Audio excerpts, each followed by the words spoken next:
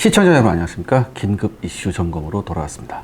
오늘은 KDDX 얘기를 하고요. 네, 오늘은 우리 KDDX에 관한 얘기가 맞는데 좀 심각한 얘기가 될 수도 있습니다. 2030년까지 우리 해군의 6,000톤급 한국형 차기 구축함 6척을 건조하는 7조 8천억 원대의 한국형 차기 구축함 KDDX 사업이 진행 중에 있는데요. 이 선도함, 그러니까 초도함이죠. 이 선도함 및 상세 설계 업체 선정 방식을 두고 국내 방위산업인 특수선사업부 양대 산맥인 HD 현대 중공업과 하나오션이 각각 수의계약과 경쟁 입찰을 주장하면서 연일 대립각을 세우고 있습니다. 경남 거제와 울산 등 지역구 의원까지 가세하며 경쟁이 가열된 가운데 사업 주체인 방위사업청이 어떤 결정을 내릴지 관심이 집중되고 있는데요. 따라서 오늘 샤레 군사연구소에서는 도대체 어디서부터 무엇이 문제인가를 오늘 한번 살펴보고자 합니다.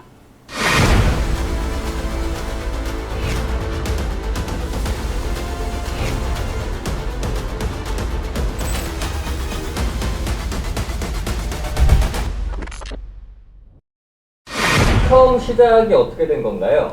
방위사업청이 개청하기 이전에 건조된 KD1급과 KD2급 등의 함정 건조 사업은 기본 설계와 상세 설계 회사가 달랐습니다. 그래서 실제 함정 건조 단계에서 여러 크고 작은 기술적 문제가 발생하고 했는데요. 그래서 2006년 방위사업청이 개청한 이후 방위사업관리규정 89조는 이 기본 설계 결과 기본 설계 주관 기관이 계속해서 상세 설계 및 선도함 건조를 수행할 필요가 있다고 판단되는 경우 위원회 또는 분과위원회의 심의를 거쳐 기본 설계 참여 업체가 상세 설계 및 선도함 건조를 계속 수행하게 할 수 있다고 규정되어 있습니다.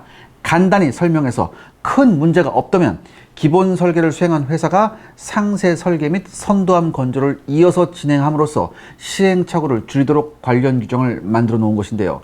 이게 이번 일의 가장 큰 이슈입니다. 그럼 도대체 어디서부터 KDDX 문제가 발생한 걸까요? 이를 알아보기 위해서는 타임라인을 좀 소상히 따라갈 필요가 있습니다. 함정 사업을 추진하는 단계는요, 순서가 개념 설계, 그 다음에 기본 설계, 그리고 상세 설계 및 선도함 건조, 그리고 후속함 건조 이렇게 진행이 됩니다. 개념 설계부터 입찰 경쟁을 하게 되어 있는데요. 당시 HD 현대중공업과 대우조선해양이 입찰에 참여했고요. 경쟁을 시작했습니다. 이게 바로 2012년도죠. 그리고 개념 설계 단계에서 대우조선해양이 21.264점이라는 비교적 큰 폭의 점수차로 승리합니다. 그리고 나서 기본 설계 단계에서 다시 또 경쟁을 하게 됩니다. 그런데요, 아시다시피 2012년부터 2015년까지 사이에 이른바 보안사고가 터집니다. 그 보안사고라뇨? 2012년부터 2015년까지 HD 현대중공업의 군사기밀보호법 위반 행위가 발생한 겁니다. 2012년부터 특수전 지원함하고 특수침투종 개념 설계 관련되는 내용하고요. 또한 KDDX 관련되는 내용과 함께 국방과학기술 진흥 실행계획, 이건 상급 비밀이에요. 이거 하고, 그리고 장보고 3 배치 2에 관련된 내용들, 또한 장보고 1 성능기량 사업, 심지어는 ATX라고 훈련함 관련되는 내용들까지 KDDX뿐만 아니라 비교적 광범위한 자료들을 업체가 불법적으로 취득한 거죠. 문제는 2015년까지 이런 불법 취득 과정이 이루어지는 와중에 상기에서 말씀드렸던 여러 가지 사업들 중 경쟁이 들어가는 것이 있었어요. 그래서 일부는 HD 현대중공업이, 일부는 대우조선해양이 수주했죠. 그런데요, 방첩사, 이제 과거 기무사였는데 이 방첩사가 이 관련된 내용을 인지합니다. 그래서 2018년 4월에 HD 현대중공업을 압수수색하죠. 그리고 분석 결과 앞서 말씀드린 대로 KDDX뿐만 아니라 수많은 기밀 자료가 불법적으로 취득된 것을 확인합니다. HD 현대중공업은 별도의 서버에 이 자료들을 관리하면서 조사가 진행될 때는 서버를 차단시키고 그렇지 않을 때는 연결해서 활용을 하다가 적발된 거였죠. 그런데 이런 대형 보안 사고가 터진 와중에 KDDX 기본 설계 경쟁은 2020년에 이루어집니다. 그리고 여기서 0.056점 차이로 HD 현대중공업이 승리하게 되죠.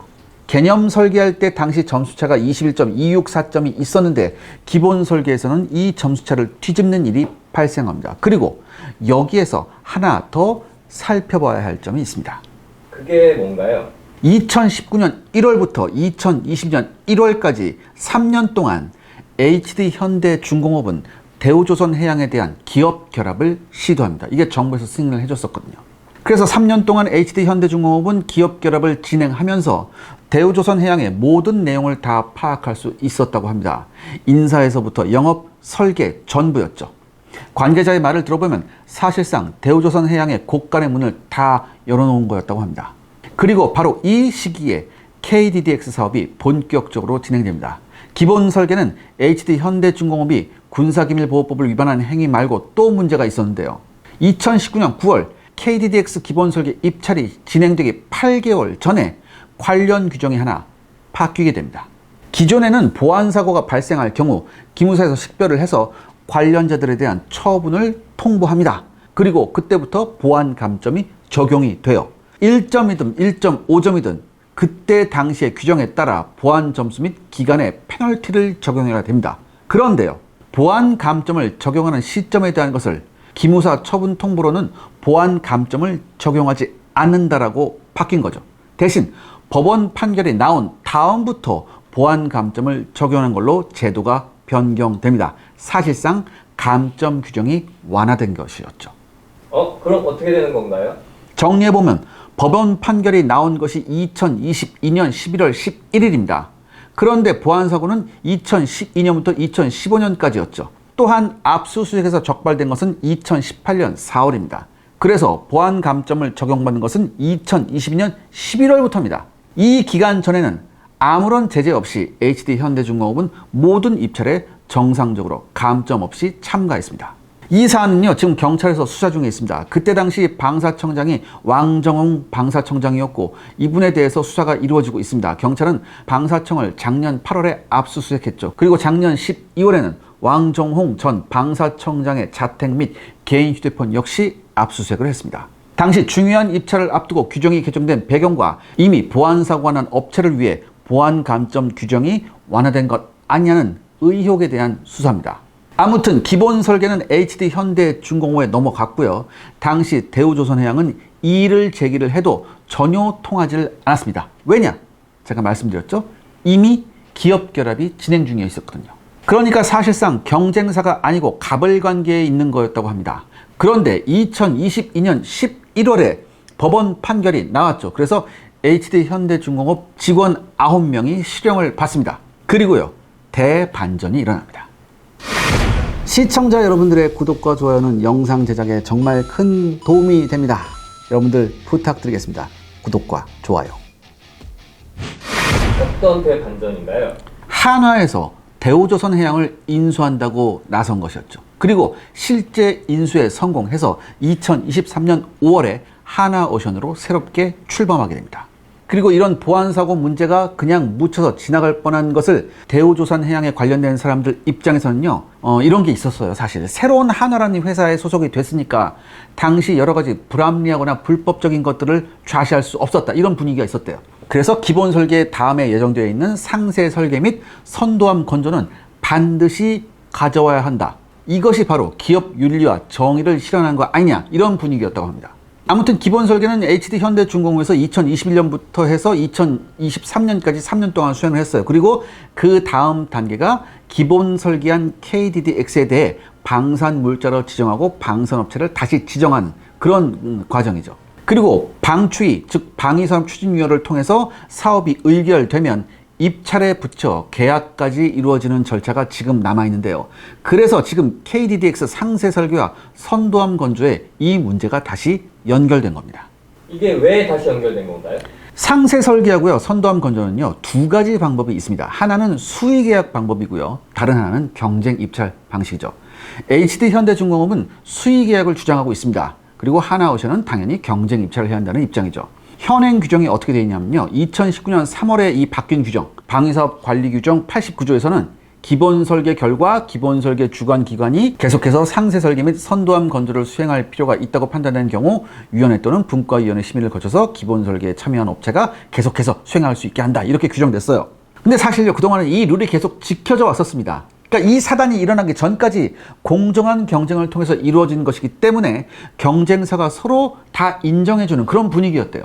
그런데 이번에 하나오션은요, 경쟁 입찰을 주장하고 있습니다. 이유는 앞의 과정과 절차 모두가 공정하지 않았기 때문이라고 판단한 것이죠. 하나오션 입장에서는. 그래서 합병되기 전 분위기는 이랬대요. 대우조선해양이 현대한테 도둑 맞았다. 이런 분위기가 굉장히 팽배했었대요. 그래서 인정해 줄 수가 없다는 거죠. 따라서 이번에는 하나오션이 뭐라고 주장하냐? 방위사업법의 가장 기본 원칙인 경쟁을 통해 해야 한다고 그렇게 주장하고 있는 겁니다. 그래도 보안 문제를 일으킨 업체가 페널티를 받지 않았나요? 보안 사고가 나면 두 가지 트랙으로 제재가 가해집니다. 하나는 규정에 의해 보안 감점을 적용하는 게 있고요. 또 하나는 행정적 처분입니다. 이게 이른바 부정당 업체 제재죠. 업체가 경쟁할 때 각각 경쟁사들이 제안서를 써서 내는데요. 그 제안서를 써서 낼 때 맨 앞에 뭐가 있냐? 청렴서약서라는 것을 첨부하게 되어 있습니다. 그래서 이 청렴서약서를 위반하면 행정제재를 가하게 되어 있습니다. 행정처분은요, 방사청에서 계약심의위원회를 통해 하도록 되어 있는데요. 문제는 보안사고가 났을 당시에 바로 했었어야 했는데, 그러면 위법한 행위라든지 기타 등등에 대한 정확한 내용이 있어야지 행정처분을 할 수 있을 거 아니에요. 그런데 방사청은 당시 그 내용을 확인할 수가 없어서 행정처분을 하기 어려웠다고 그렇게 얘기합니다. 이렇게 2023년까지 흘러온 거예요. 그래서 2023년에 국정감사 때 이 문제가 불거지죠.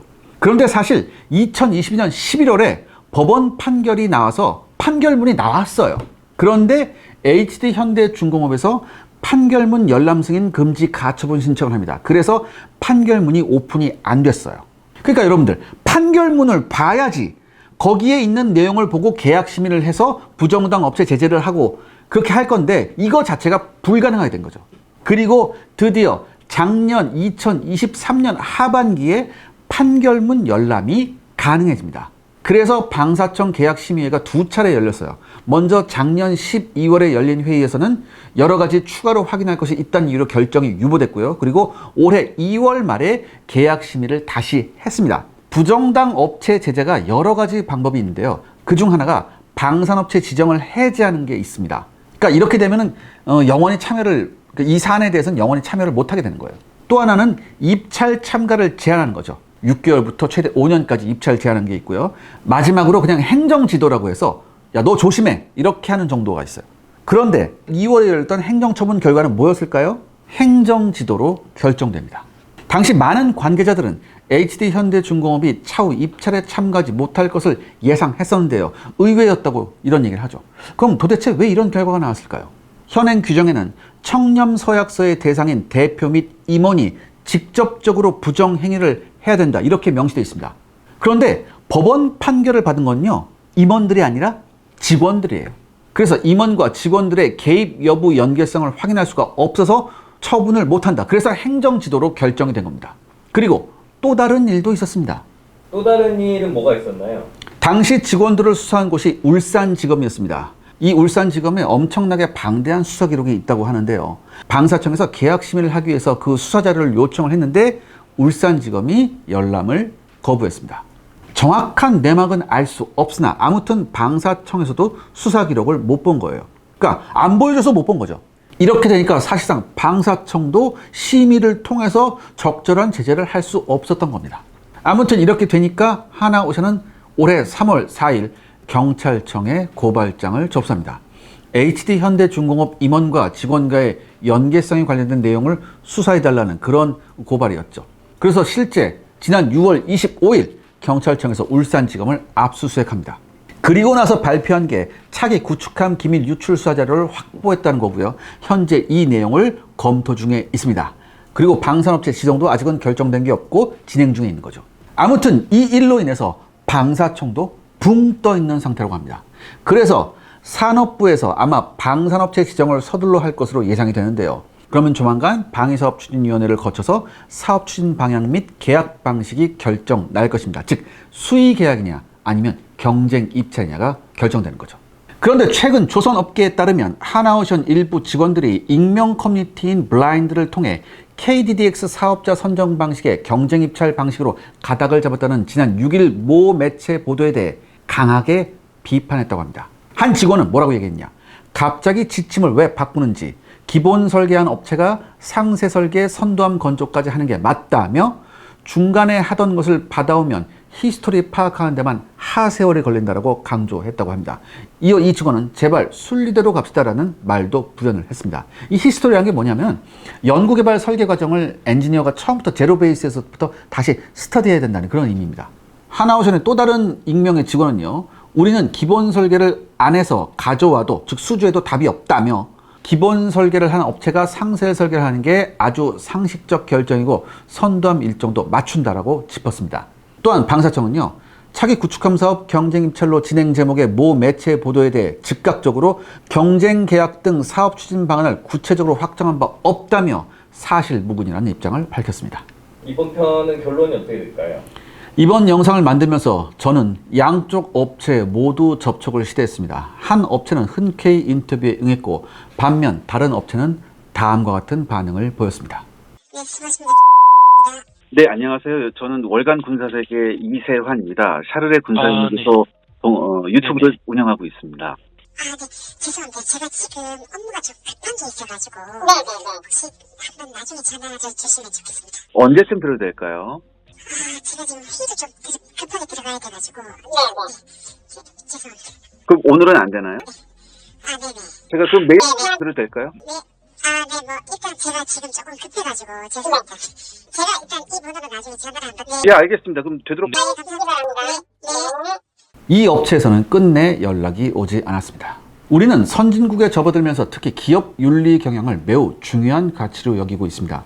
정정당당한 기업 경영이야말로 소비자들에게 가장 확실하게 신뢰를 심어줄 수 있기 때문이죠. 최근에 일본 조선소의 비리 뉴스 보셨는지요? 이번 일본 조선소의 비리 사건은요, 일본의 캐나다 잠수함 수출 사업이나 호주 신형 호위함 수출 사업에 악 영향을 미칠 것이라고 외신은 전하고 있습니다. 그만큼 기업의 윤리적인 이미지가 중요하다는 거죠. 우리 방위 사업은 현재 그 유래를 찾아보기 힘들 정도로 빠른 시간 안에 세계적인 브랜드 이미지 구축에 성공했습니다. 자칫 이번 일이 어렵게 만들어진 우리 K방산 이미지를 해치지 않을까 걱정이 됩니다.